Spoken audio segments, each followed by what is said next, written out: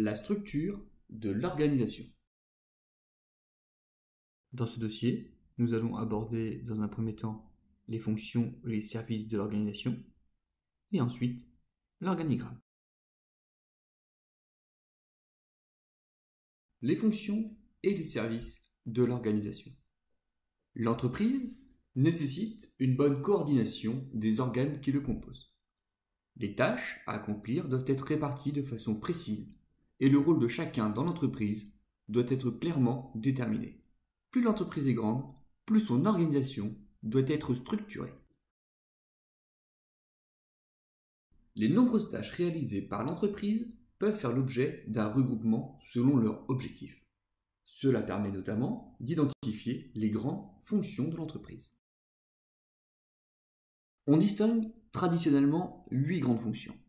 La fonction direction et administration générale, la fonction comptabilité et finance, la fonction recherche et développement, la fonction ressources humaines, la fonction production, la fonction marketing et vente, la fonction achat et la fonction logistique.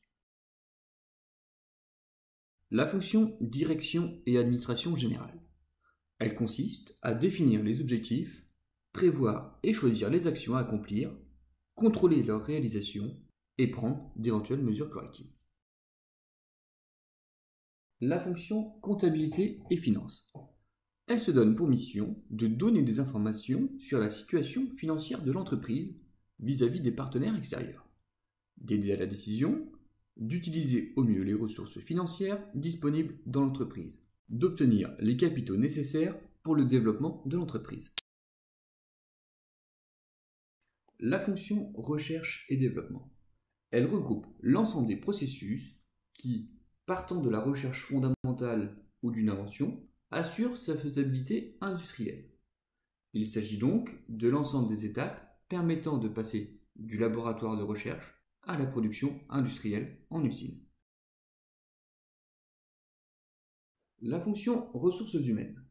Elle a pour mission de faire en sorte que l'organisation dispose du personnel nécessaire à son fonctionnement et que ce personnel fasse de son mieux pour améliorer la performance de l'organisation tout en s'épanouissant. La fonction production. Elle englobe l'ensemble des activités qui transforment des matières premières et composants en produits vendus aux clients. La fonction marketing et vente. Elle regroupe l'ensemble des activités et processus permettant à une entreprise de comprendre les attentes des consommateurs et la situation du marché sur lequel elle évolue, d'essayer d'influencer le comportement des consommateurs dans le sens de ses objectifs.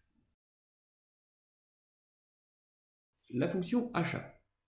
Elle est chargée de procurer les matières premières et composants nécessaires à la production.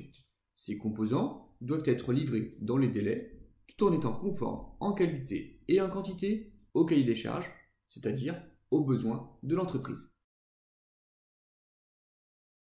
La fonction logistique. Elle se donne pour mission d'optimiser l'ensemble des flux physiques, le stockage, la gestion des retours au service après-vente et informationnel de l'entreprise, bon de commande, bon de livraison, état des stocks. Chaque fonction de l'entreprise est assurée par un ou plusieurs services organisés autour de moyens humains et matériels. En fonction de la taille des entreprises, les services peuvent assurer une ou plusieurs fonctions. Dans une grande entreprise, une fonction peut être assurée par différents services. Par exemple, la fonction ressources humaines sera assurée par le service recrutement, le service paye, le service formation. Dans une petite entreprise, plusieurs fonctions peuvent être assurées par un seul service. Par exemple, la fonction ressources humaines et la fonction comptabilité-finance sera assurée par le service des ressources humaines et de la comptabilité. L'organigramme. L'ensemble des services d'une entreprise, leur organisation et les relations qui existent entre eux constituent sa structure. La structure d'une entreprise définit les relations hiérarchiques et fonctionnelles entre les divers collaborateurs. Il s'agit de la répartition des responsabilités et du mode de communication interne à l'entreprise. Cette structure est représentée par un organigramme.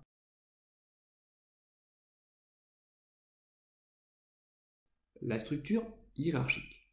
Chaque employé est tenu d'appliquer les consignes de son supérieur direct.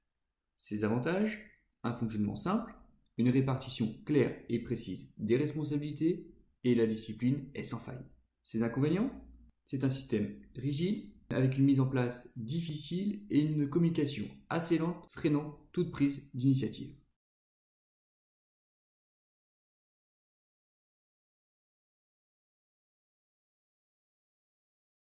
La structure fonctionnelle. Elle se caractérise par une spécialisation fonctionnelle de chaque responsable et une diversité des connaissances et des compétences professionnelles de l'entreprise. Ses avantages: une diversité des conseils de la part de différents spécialistes, une meilleure qualité d'exécution des tâches les plus pointues et un rendement supérieur. Ses inconvénients: il y a un risque de conflit, de dilution des pouvoirs et de manque de traçabilité des erreurs.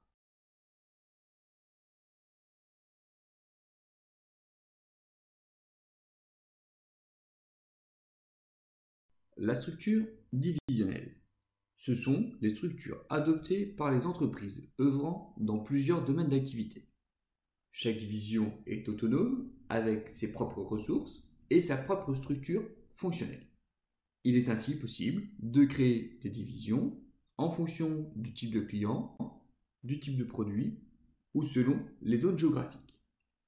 Ses avantages: elle permet la présence sur divers marchés, une souplesse et une capacité d'adaptation importante. Ses inconvénients: un manque d'assiduité et d'efficacité globale, une prise en charge de l'ensemble des responsabilités par le dirigeant et nécessite d'établir un système de contrôle et de gestion et d'évaluation quasi quotidien.